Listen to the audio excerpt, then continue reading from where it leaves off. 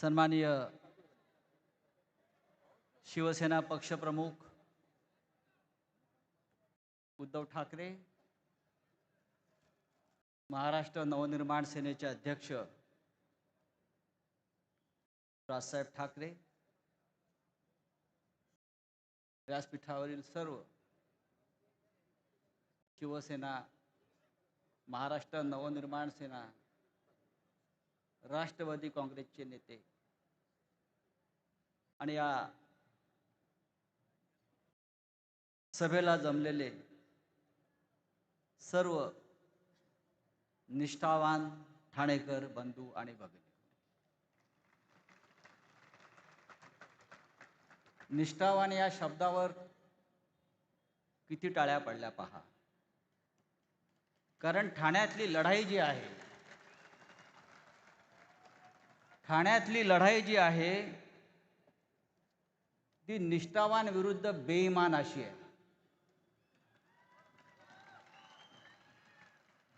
आणि आज आहे ठाण्यामध्ये जे बाळासाहेबांनी निष्ठेचं बीज पेरलं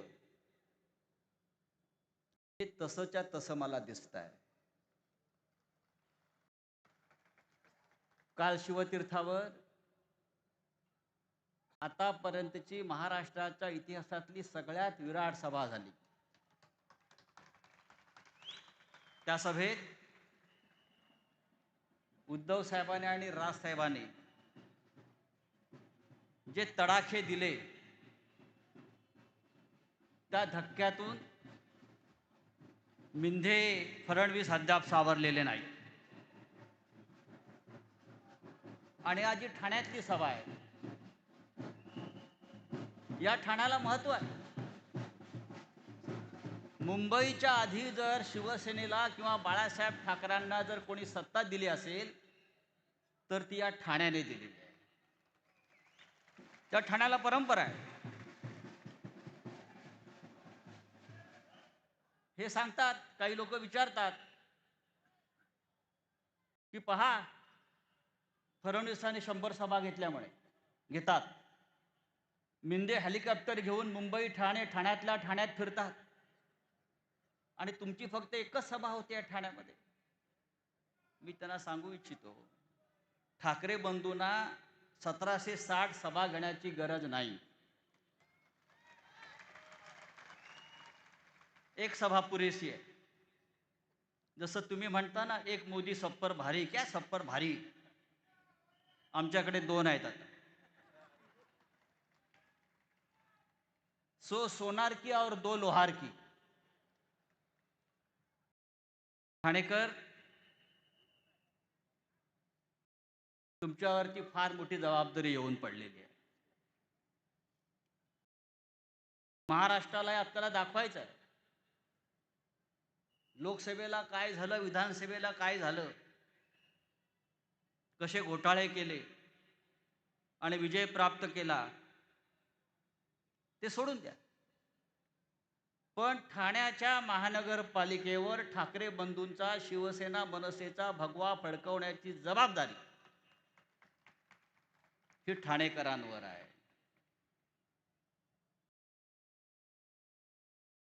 त्या महाराष्ट्राची मराठी भाषा, मराठी संस्कृती याचं केंद्र ठाणे आहे. पण मला आश्चर्य वाटतं, राज्याचे मुख्यमंत्री देवेंद्र फडणवीस यांना कोणीतरी सांगायला पाहिजे की या राज्याची भाषा मराठी आहे. काय 2 दिवसापूर्वी ते वसई विरारला होते महानगरपालिकेच्या प्रचाराला. आम्ही असं मानतो की वसई विरार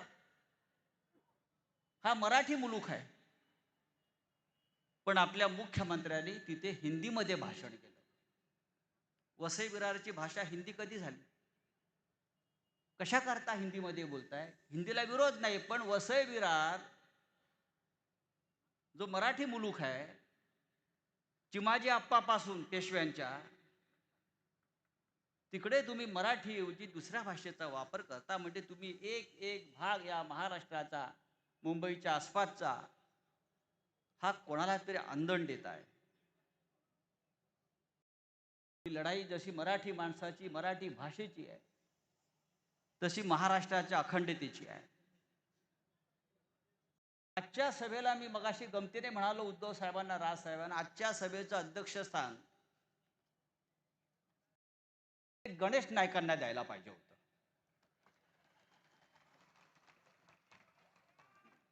गणेश नाईकांना आज आमंत्रित करायला पाहिजे होतं आजच्या सभेला. कारण गेल्या काही दिवसापासून गणेश नाईक जे भाजपचे मंत्री आहेत, ते ज्या प्रकारचे फटाके फोडतायत इकडल्या बेईमानांच्या खुर्चीखाली, त्याचा आपण सगळ्यांनी गांभीर्याने विचार करण्याची गरज आहे. गणेश नाईक म्हणतात, भाजपचे मंत्री, मला माझ्या सृष्टीने परवानगी दिली तर नवी मुंबईत मी एकनाथ शिंदेचा टांगा पलटी करीन आणि त्याचे घोडे फरार नाही ते बेपत्ता करीन. हे कोण म्हणताय? तर फडणवीसांच्या कॅबिनेटमध्ये भाजपचे एक वरिष्ठ मंत्री म्हणतात. माझं गणेश नाईकांना आव्हान आहे, आपण सुरुवात केलेलीच आहे भ्रष्टाचाराविरुद्ध लढण्याची.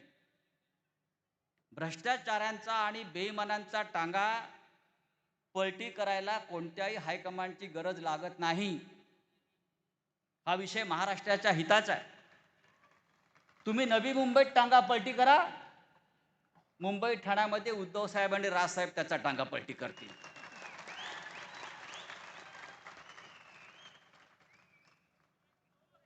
गणेश नाईक म्हणतात, भाजपचे मंत्री आहे, फडणवीसांचे खास, नवी मुंबईत हरामाचा पैसा वाटला जातोय. हरामाचा. आता हरामखोर हरामाचाच पैसा वाटणार. गणेश नाईकांना आमचं आव्हान आहे, हरामाचा पैसा म्हणजे कुठला पैसा? आपण मंत्री आहे, महाराष्ट्राच्या जनतेला कळू द्या की हरामाचा पैसा वाटला जातोय. हा हरामाचा पैसा या हरामखोरांकडे येते कुठून, हे सांगण्याची जबाबदारी सुद्धा आपली आहे. संपूर्ण महाराष्ट्राभरात हरामखोरांचंच राज्य सुरू आहे. हरिश्चंद्राचं राज्य होतं ते उलथवून टाकलं. हरामाचं राज्य सुरू आहे. मित्रांनो, या राज्याचा एक मंत्री ठाण्याच्या पालकमंत्र्याच्या मिंधेचा रोज वस्त्रहरण करतो आहे आणि या राज्याचे मुख्यमंत्री मजा बघतायत. पण ठाणेकरांना, मुंबईकरांना मजा बघता येणार नाही. त्यांना आपलं कर्तव्य बजावावं लागेल. थापा मारतात. किती थापा मारायच्या? जर थापेबाजीमध्ये एखादा नोबेल पुरस्कार असेल तर तो देवेंद्र फडणवीस आणि एकनाथ शिंदेना विभागून दिला पाहिजे. आणि नुसता विभागून देता कामा नये, तर त्यांच्या थापेबाजीचा संपूर्ण अहवाल चव्हाट्यावर आणला पाहिजे. दुसरे आमचे मंत्री अजित पवार, हे मी आज शांतपणे भाषण करतो आहे. मला शांतपणे थोडक्यात काही गोष्टी सांगायच्या आहेत. अजित पवार या राज्याचे उपमुख्यमंत्री, त्यांनी काय सांगितलं? भारतीय जनता पक्ष हा राक्षस आहे. आम्ही म्हणत नाही, आम्ही म्हटलो ते त्यांचे प्रवक्ते आमच्यावर तुटून पडतात.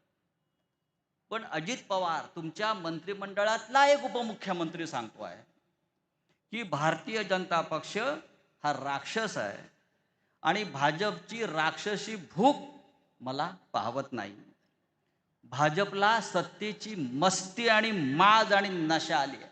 माज हा शब्द अजित पवारांचा आहे. आता हा माज उतरवायला उद्धव आणि राज आहेत.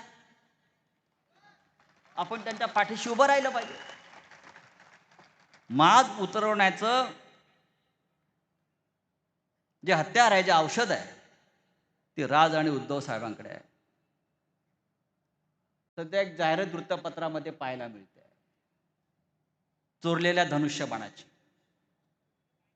एक जाहिरात कशी आहे? जगणं झालंय छान कारण धनुष्यबाण. चोरलेला. तसं नसून जगणं झालंय छान, कारण तुम्ही चोरलाय आमचा धनुष्यबाण.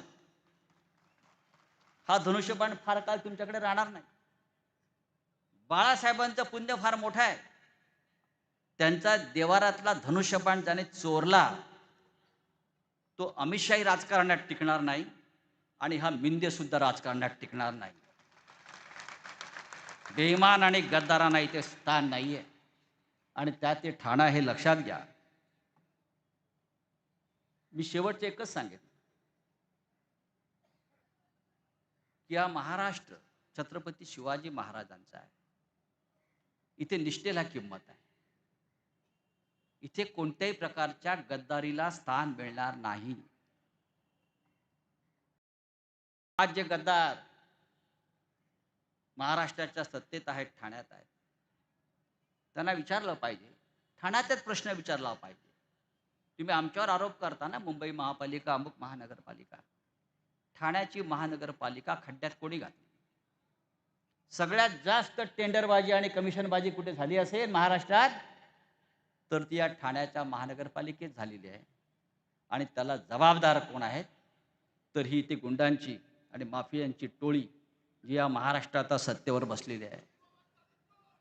या अलिबाबा 40 चोरला, आता घरी बसवा. नुसता समोरून घोषणा देऊ नका. या महाराष्ट्रामध्ये उद्धव साहेब आणि राज साहेब यांच्या एकत्र येण्याने एक नवीन पर्व सुरू झालेलं आहे. हे पर्व वादळी आहे. एक वादळ निर्माण झालेलं आहे आणि त्या वादळाचे आपण साक्षीदार आहोत. हे वादळ नुसतं घोंगावत नाही आहे, तर हे वादळ तडाखे देत आहे. काल संभाजीनगरला हे महाशय होते ठाण्यातले. उद्धव साहेब काल संभाजीनगरला, परवा हे महाशय संभाजीनगरला प्रचाराला गेले आणि त्यांचं स्लिप ऑफ टंग झालं. काय टंग ऑफ स्लिप काय म्हणता तुम्ही, ते स्लिप ऑफ टंग झालं. काय बोलले? कालपर्यंत हे महाशय असं म्हणत होते की माननीय उद्धव ठाकरे यांचं सरकार हे बाळासाहेबांच्या विचारापासून दूर गेल्यामुळे आम्ही सत्तेतून बाहेर पडलो. पण त्यांचं कालचं भाषण ऐका. ते असं म्हणतायत कालच्या भाषणात, 2022 साली आम्ही बाळासाहेब ठाकरेंच्या विचारांचं सरकार, त्याचं तख्तापलट केलं. बाळासाहेब ठाकरेंच्या विचारांचं सरकार हा त्यांचा शब्द आहे परवाच्या भाषणामध्ये. पहा तुम्ही, बाळासाहेब ठाकरेंच्या विचारांच्या सरकारचा आम्ही टांगापलटी केला. याला टांग्याची फार आवड आहे. आपलं सरकार आहे तेव्हा याला टांग्याला जुंपलं पाहिजे. बाळासाहेब ठाकरेंच्या विचारांचं सरकारचा आम्ही तख्तापलट केला म्हणतो आणि हे बाळासाहेबांच्या विचारांचे वारसदार स्वतःला मानतात. यांच्या जीवात झडत कशा नाहीत अशा प्रकारची वक्तव्य करण्यासाठी. तुमचा संपूर्ण नायनाट इकडली जनता करेल. एक प्रश्न नेहमी विचारला जातो आता अलीकडे मुलाखतीमध्ये, उद्धव आणि राजसाहेब एकत्र तर आले, पण ही त्यांची युती किती काळ टिकणार? तुम्हाला संपूर्ण जमिनीत गाडेपर्यंत. तुमचा संपूर्ण नायनाट करून महाराष्ट्रामध्ये एक नवीन पर्व सुरू करेपर्यंत आम्ही एकत्र आहोत आणि शेवटपर्यंत एकत्र राहू. आपण अशीच साथ आणि समर्थन द्या. यांचा टांगा पलटी झाल्याशिवाय राहणार नाही. जय हिंद, जय महाराष्ट्र. धन्यवाद राऊत साहेब. यानंतर आपण ज्यांचे विचार ऐकण्यासाठी आतुर आहात ते सन्माननीय राजसाहेब ठाकरे यांना मी विनंती